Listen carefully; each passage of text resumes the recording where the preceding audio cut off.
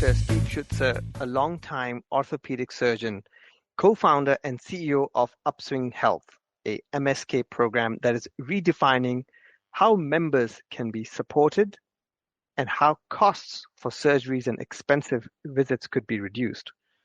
Dr. Schutzer has done thousands of surgeries and can pretty quickly ask a couple of questions about your joint pain and be able to tell you exactly what is wrong.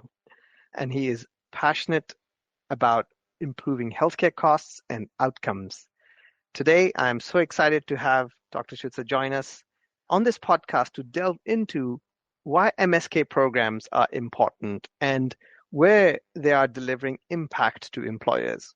You're going to learn some valuable insights on costs that are tied to surgeries that MSK program can address, some different approaches to supporting members on a plan that are having joint pain and need to get access to care, the efficacy of these MSK programs and the return on investment for the employer and the plan sponsor, and what can employers, TPAs, and brokers do about leveraging these kind of programs. This program is brought to you by the Healthcare Administrators Association, HCAA. For over 40 years, HCAA has supported third-party administrators and the self-insured employer industry through educational opportunities from leading industry experts. For more information on joining HCAA, please visit our website, hcaa.org. I'm your host, Ramesh Kumar, and I'm on a mission to bring value to the healthcare industry through improved transparency. And my goal from this podcast is to give you one aha moment that you can implement in your business, whether you're a TPA, broker, or an employer. In my day job, I run a company called Zaki Point Health that helps self-insured employers and their employees provide price transparency, direction, and a better understanding of value through a digital front door for the member that proactively steers the members. Please like or share this podcast on your favorite podcasting tool so we can bring together a community of like-minded professionals. We're pleased to have as our podcast sponsor Ikigai Growth Partners, a valued sponsor of multiple HCAA activities. Ikigai is a growth consulting firm that works with two sister venture funds to find and support the growth of innovative new companies in the areas of healthcare technology and tech-enabled services. If you're part of the self-insurance industry and are looking to innovate, you might benefit from a relationship with Ikigai. Now, let's jump into our conversation. Dr. Schutzer, I'm super excited to have you on our podcast today about the MSK program and particularly the work you're doing. But I just thought to connect the dots for our audience, I wanted to just share, I started my career at a firm named Monitor Group, which was started by Professor Michael Porter, who has talked a lot about strategy. And as I understand from our conversations, your work, recent work, has been inspired by the work you did with Professor Porter. And so we have some backdoor connection through a few degrees of separation. Perhaps you could tell our audience a little bit more about why should they listen to you and where you are with what you're doing with Upswing Health. That's a great start off. First of all, it's a pleasure to be here, Ramesh. And that's a great start off question. I ask myself the same question many times, okay? Why listen to me? But I do think that I've had a unique background in that I've had great mentors from the business community, from the political community, from the healthcare community, and I've absorbed a lot over many years. I've always been interested in listening, being a good listener, marveling at how some people were so accomplished and feeling I'd like to do that someday. And when you get a little older, you start to look back at your life in mysterious ways. And I think in my life, it's been a series of random, seemingly unrelated, but mysteriously connected events and opportunities that have channeled my energy in a certain direction. It's not all luck. Some of it is kind of preordained. But I've had some interest in innovation for many, many years. And I think of innovation in two ways. We all come preloaded, I believe, to this earth with pretty good innovation DNA, especially for the social innovation. We grew up in tribes and we all want to make our community better.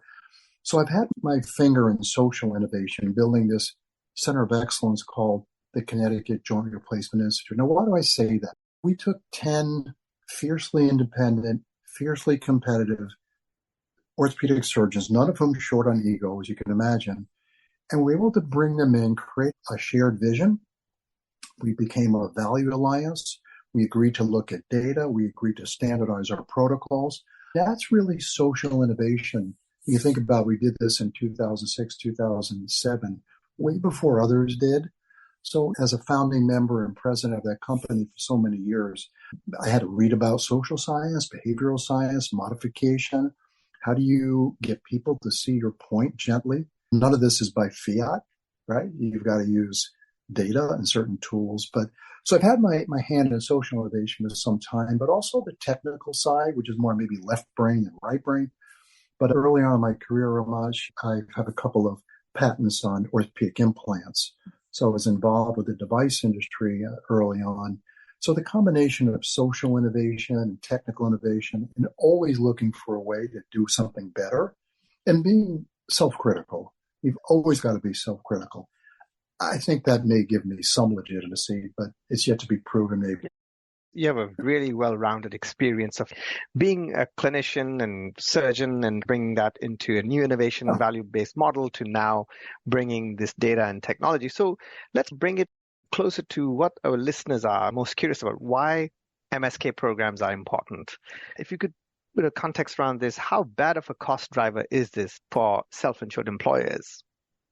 Well, MSK is enormous, Ramesh. The total addressable market, it's about $800 billion a year, half in direct spend and half in indirect lost productivity and lost wages. The market itself is enormous. And as you know, being in your business, data analytics business, when you look at the breakdown of spend, total cost of care spend by plan sponsors and purchasers, MSK is always one of the top three categories of spend. We looked at one national delivery company, 44% of their total cost of care was MSK. That's high. I mean, mostly you see is 20, 22%, along with cancer care and cardiometabolic. And 1 in 3 Americans will have an MSK event every single year. So there's always an ongoing pool of people.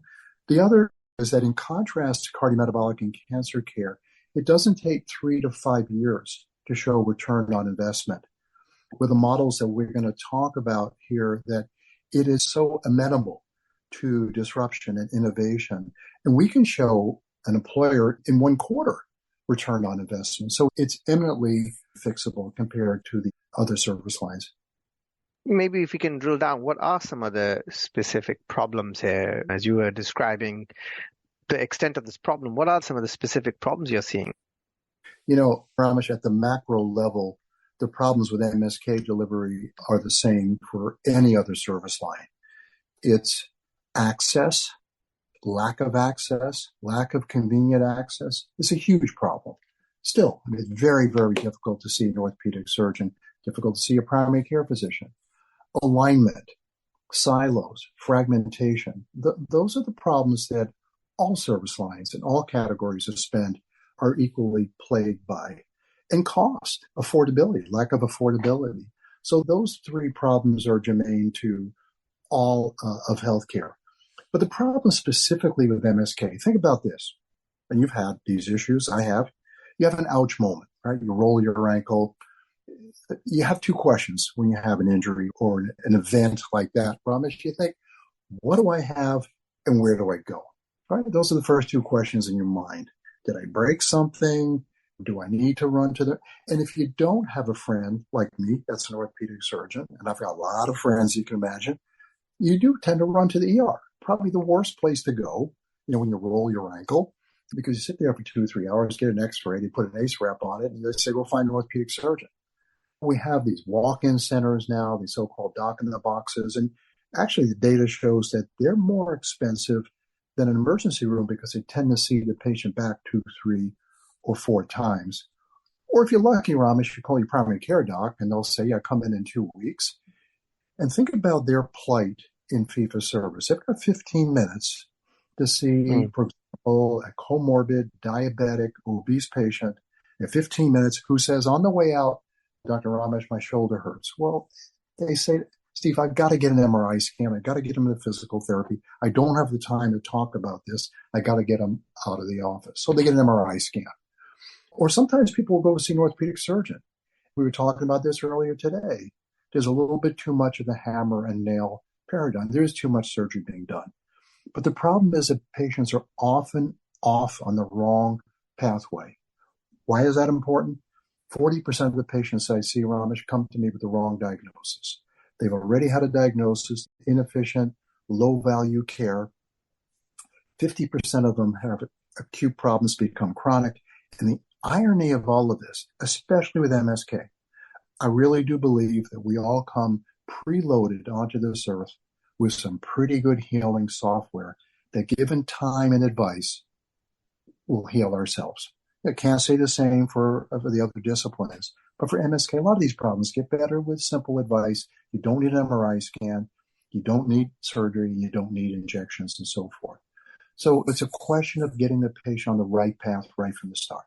So there's so many scenarios, as you described, Dr. Schutzer, where you might end up in the ER, you might get MRI from your PCP, you might go to the surgeon. Are you able to share what kind of a cost are we talking, or this inappropriate spend at a per individual level? You talked a little bit about a third of people have some sort of MSK event every year. Yeah, there is pretty good data today, and I think it's consensus-based that 25 to 40% of MSK is waste, inefficiency, low value, no value, or potentially harmful interventions. That's a fact. We would never, ever miss that at all. And a lot of that has to do with the fact that there's no alignment through the continuum of care. You have care gaps, you have in-between spaces, patients don't know where to go, and it's a real problem.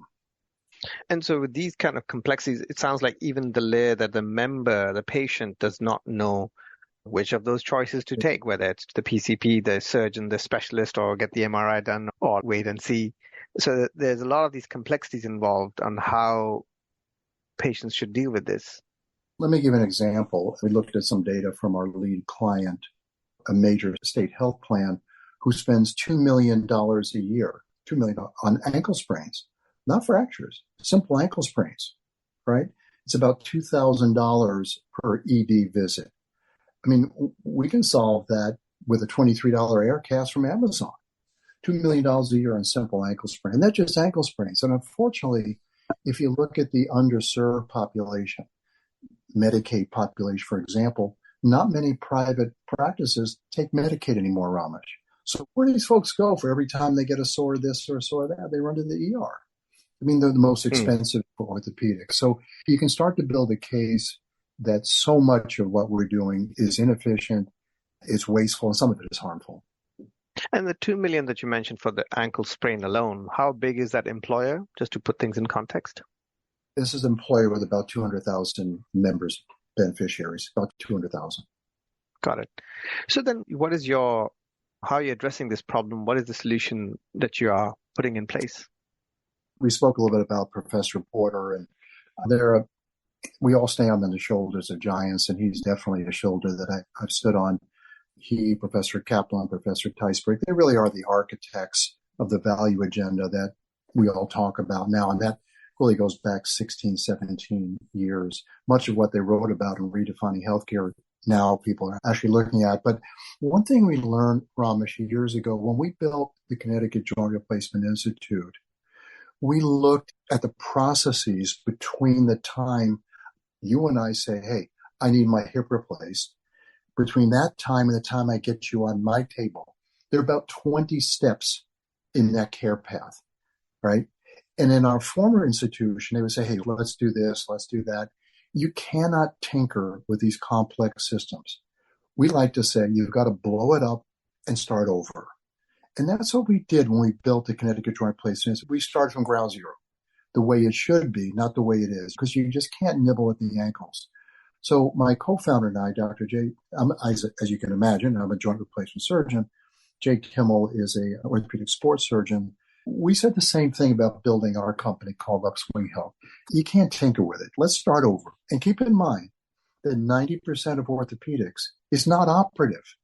It's practiced in the office, in the urgent care, in the primary care, doctor, ED, chiropractic. It's just all over the place. But 90% of what we do is non-operative. So we said, let's blow it up and start over and build an MSK system the way it should be today. And we did that with a 3-tier stool. The first tier is to answer that question of what do I have and where do I go? We built technology first. So Jay and I built what we believe is the only pure play MSK symptom assessment tool on the market. And I'll tell you, the first version was pretty dumb. It was very linear thinking. Second version, we brought in some really smart docs, and it's built in decision tree logic. So it asks you questions. If you go to upswinghealth.com today, say you have an injury or wrist or your foot, you point to where it hurts, and it asks you questions using that really replicates the doctor-patient relationship in my office.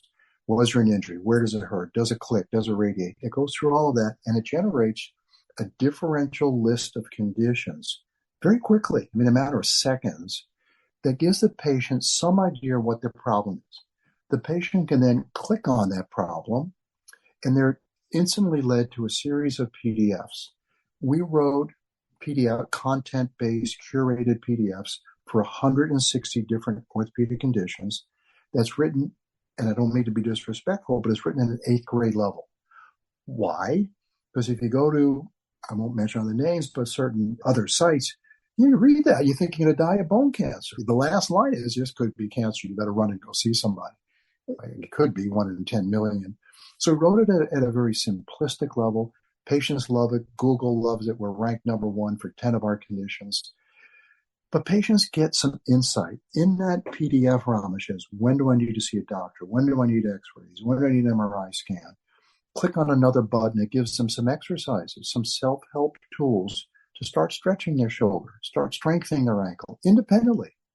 And you know what? 1.46 million people around the world have used this tool throughout COVID to perhaps not go to the emergency room. We don't have follow-up on those patients. We haven't monetized it yet. But 1.46 million, 2,000 people a day use our site to get information. Now, that's not enough. Even the kids today want to talk to human beings. So Jay and I built, as a second stool in our company, a human touch. And as smart as our algorithms are, I think our humans are smarter. And we looked at who should be the front line, who should be the first responders for our company. And Jay, being a sports doctor, works with a group called Certified Athletic Trainers. And we landed on, we call them ATCs. These are young women and young men that have masters in kinesiology and movement. These are the people that run onto the field, take care of injured athletes, act as a liaison between the athlete and the physician, and are really good at giving general advice. So if you're in one of our programs, Ramesh, we have these people available 12 hours a day, 7 days a week, usually by Zoom, and they will connect with you and go over your differential, go over your responses. We now have a company called Extra, which does on the iPhone something called pose recognition technology. It's what all of the companies used to use with a bunch of wearables, but now you can do it right on your iPhone. It's a commodity today. But you can get some objective information from the patient about their range of motion, their strength, and so forth. And now our trainers, their coaches, now will direct you to a MedBridge-based video exercise specifically for that problem. But think about this. This is what the coaches can do that I can't do. I don't know if any other physician does. They'll say, hey, Ramesh, let me check back in 4 or 5 days. Let's see how that shoulder's doing. Make sure you're doing your exercises right. We're not doing physical therapy. These are self-help rehabilitation tools, but let's check back. And they engage the patient in their own recovery process. And the patients love it. Our last NPS score was 84. But let's say the patient, A, has a red flag. So I think you said your son is a skier, but God forbid he twists his knee and has a pop and it fills up with fluid, it's blood. They need to see a surgeon. You don't need 3 months of physical therapy. I mean, he's torn their ACL, right? They need to see a surgeon. Our coaches know that. Or alternatively, somebody sprains their ankle and after 5-6 days having trouble weight bearing, the coaches smell the problem, it'll escalate to our third stool in our platform. And that is within 24 hours, we can see an orthopedic specialist who will go over the same story, go over their exam virtually, go over the differential. And we now have a relationship with a company that, for all intent and purposes, is an imaging concierge. So if I say, you know what, we better get an x-ray on that, or I need an MRI scan, we can still keep the patient in our fold. We don't have to refer them out for CAT scans, MRI scans, and keep the patient within the Upswing model. So with all of that said, those three tiers of that stool, the platform is all virtual. We're taking care of over 85% of the patients that come to us, which we define as low and medium acuity, not compound fractures and not bone cancers, but we're taking care of the majority of our patients all virtually. So it's the three legs of the stool, and you've got really thought it through. Let me understand. So 85% of the cases are dealt with between those three stools, leg of the stools. This is for cases where it's clear that it's not a fracture. It's clear that the patient kind of knows, like, look, I've broken something, I've got to go. Absolutely. Got it. What happens in those 15% of the cases where you're not able to take care of them? Yeah, it's very interesting because the last time we looked at our data was 20% we were referring out, but 5% was strictly for imaging. We just wanted to get an x-ray, want to look at the meniscus, look at the ACL, get an MRI scan. So it's 15% or a little bit less. But think about this. Our value proposition to our clients is we're responsible for this injured from the ouch moment all the way through recovery. So let's say we have to refer out. Well, now we're referring out with a diagnosis. It's not like, Ramesh here, go call Dr. So-and-so, go find yourself an orthopedic surgeon, go find a physical therapist. The downstream providers that we refer to are either virtual physical therapists, brick and mortar physical therapists, or orthopedic surgeons. And that's a decision that our doctors make. And they know. Some people just say, you know what, I need somebody to put my hands on me. They don't need to see an orthopedic surgeon for that. They can do some brick and mortar physical therapy. But those are the three categories that we refer out to. And what do we ask for in return? Right? We don't charge for that. Obviously, you can't. We ask for an expedited appointment. If we're going to refer a patient to you, we want an expedited appointment, and I want to know the outcome of that experience so that I can collect that data and report back to our client, our self-funded employers, or wherever that may be, advanced primary care, direct primary care, and let them know the outcome of that experience. So we want to navigate that care journey from ouch to recovery. And that's our value proposition. So then you have all this data on these outcomes. What has been the impact, whether it's for patients who have been dealt with within your system of Upswing Health or when they've gone out and have been referred? What are the impact outcomes? And then if you can put that into an ROI for our listeners. Let me start with a real life case just to identify one of the opportunities we've had for our lead client. So there's a patient here who's a principal.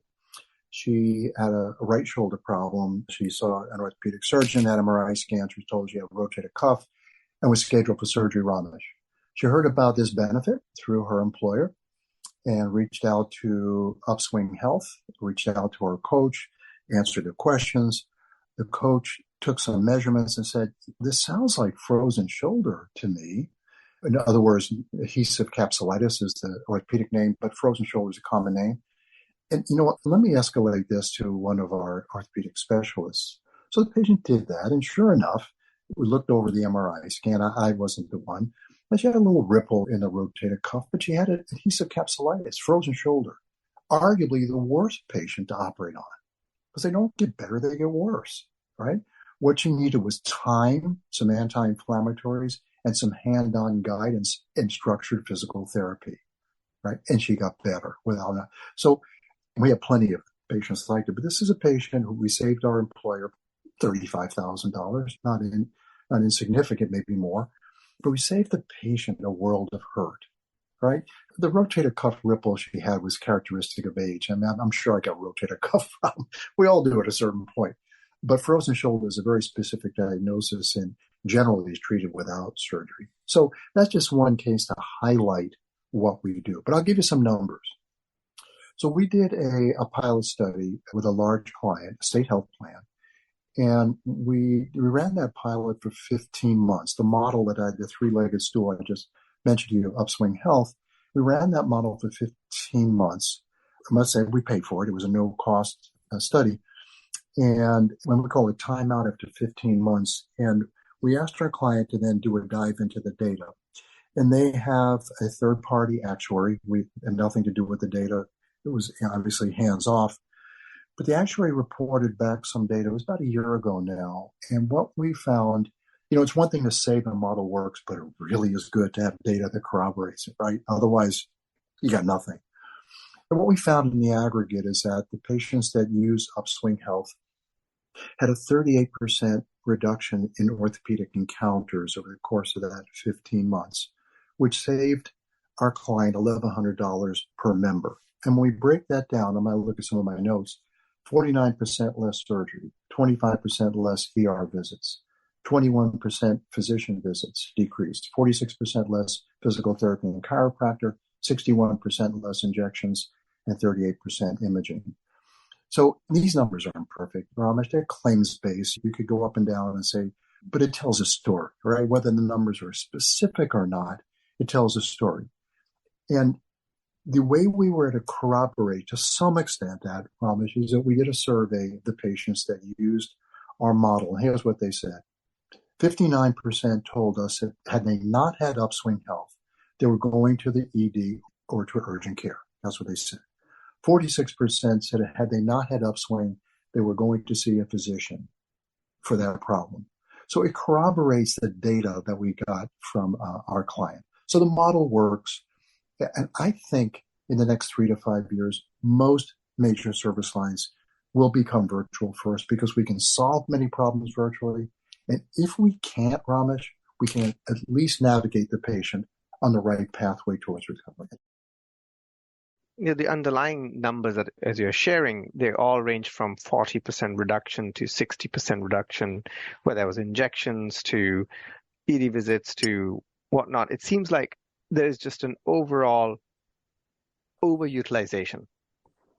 And the fundamentals of having this virtual model like yours with these 3 levels, it's just guiding the patient through those stages, and then 40 to 60% of the utilization is removed. Well said. Got it. And then how does your model work? How do you charge for it? And how do you look at the overall ROI for the employer? So if an employer, a 2,000 employee life or 1,000 employee life employer wants to use your program, what kind of ROI would you imagine? Yeah. Well, the ROI we've spoken about. I mean, and as I mentioned earlier on the podcast, it doesn't take 2 or 3 years to realize. I mean, it's kind of a direct line to savings. And we said earlier, 25 to 40% of MSK is waste. Our data would corroborate that as well. And not only is it waste, as I mentioned with this particular patient, we saved a world of hurt. How do we get paid? We're flexible, Ramesh. We have a little bit of fee for service, direct to consumer. That's really de minimis. Some people in the self-funded employer space, I got a sense that over the past 10 years, they've been a little bit burned, fleeced by the wellness industry and a lot of PEPMs where no one got well and no one used it. So out in the market today, there's a little bit of, we talk about PEPM or even PMPM, a little bit of hesitancy. So with some clients, we do a case rate, Ramesh. We do a bundled service of these 3-legged stools per month at a very, very reasonable price point. We cap it at 3 months, and our average engagement is 45 days. That's all. Either they get better or they're going to get referred out. Most of them get better. So we have case rates. We do have PEPM and PMPM blended with a small case rate. What I like about that model, Ramesh, is if it's a case rate alone, it puts all of the utilization rate risk, that is, on Upswing. Well, it sounds good to the employer, except if their employees aren't using it, they're not getting the benefit, right? I'm always one who thinks about how do we get symmetrical risk and symmetrical gain. And I think having a small case rate and a small PEPM is probably where the industry is going to be moving. And of course, being a Porter and Kaplan and Teisberg disciple, talk about shared savings. To Jay and I, that's nirvana. All right. But, the only folks that are, as you probably know, moving to that level of global capitated risk are technology-enabled, well-capitalized advanced primary care groups, direct primary care, some virtual primary care groups that are taking TC's global capitation. We would be more than willing to share risk in terms of managing your MSK fund. I think that's where the opportunity is, but most of the folks in the self-funded employer space are not quite ready for that now. This is great. The model is great. The results are great. And then there are obviously tons of other programs like Hinge, Sword, Kai. How are you different from them? And what is your magic sauce compared to these Yeah. programs? Ramesh, that is a great question because Jay and I have been hearing that on every call for the last 3 years. So you're not the first to ask that question. But it's really interesting. I think the market now is actually sorting out the answer to that question. Not completely, but we're hearing more folks in the self-funded employer space, CPAs and benefits consultants seem to understand intuitively after we present our model where the difference is. We're not a physical therapy company and we never will be. We're not going to hire physical therapists. And the digital therapeutic companies that you just mentioned do a great job at what they do, but they're not orthopedic companies, right? As someone once said to me very recently, he said, Steve, I guess what you're saying is that everybody with a sore back doesn't need to see an orthopedic surgeon or a neurosurgeon. Well, everybody with a sore back doesn't need to see a doctor of physical therapy, right? They can be taken care of with a lower level of care. So we look at our digital therapeutic, Hinge and Kai and Sword, Recovery One, really as collaborators and colleagues that we need to refer into them the appropriate patients. So I think if we're going to solve the healthcare problem today, Ramesh, we need to stop thinking about they're this and they're that. We need to work together for the common good and solve these problems, and there's plenty to go around. So we look at our digital therapeutic companies really as collaborators and not competitors. Interesting. Okay, that's helpful. And I guess if you are really then offering this to these self-funded employers, is it like a right size employer where this makes sense to them? And here's where my question is. Upswing Health is one solution. You've got diabetes program. You've got this program. You've got that. There's a whole bunch of these point solutions. So another big challenge that the employers face is how do they manage all of these point solutions? How do they then promote to the employee, the member, the patient? And hence, what is the right way for the employer to access your kind of programs and the patient for that matter? Yeah, that is a major challenge in the system. And many large employers, jumbo employers, even also jumbo, now have navigators to guide the patient. You're oftentimes nurse navigators to guide the patient to the right solution. But I think my vision, Jay and I's vision together, is that we need to aggregate with other chronic condition management companies. So we're now forming a relationship with a weight management company, right? We want to then move with a behavioral health company because guess what? 40% of my patients have weight problems and behavioral health problems. So I think it is incumbent upon us not only to manage our own ecosystem, but then blend in back to our friend Professor Porter, talked about an integrated practice unit. We don't have to have MSK here, but all the wraparound services that intersect, I think we need to aggregate our services and make it easier for employers to benefit from these solutions. Yeah, so that level of aggregation has to happen. So you're building those partnerships. Kind of bringing this to earlier, and you talked a bit about a third of people have some event in a year. How do you identify those members, patients in a given population? What kind of data do you need to be able to identify that patient and serve that patient? Think about Upswing as a giant funnel, right? We're a giant on-ramp for patients with MSK problems. And then we filter them out. We filter them out with technology, information, coaches, physicians, imaging. And at the very bottom sits surgery, right? It's an upside down funnel.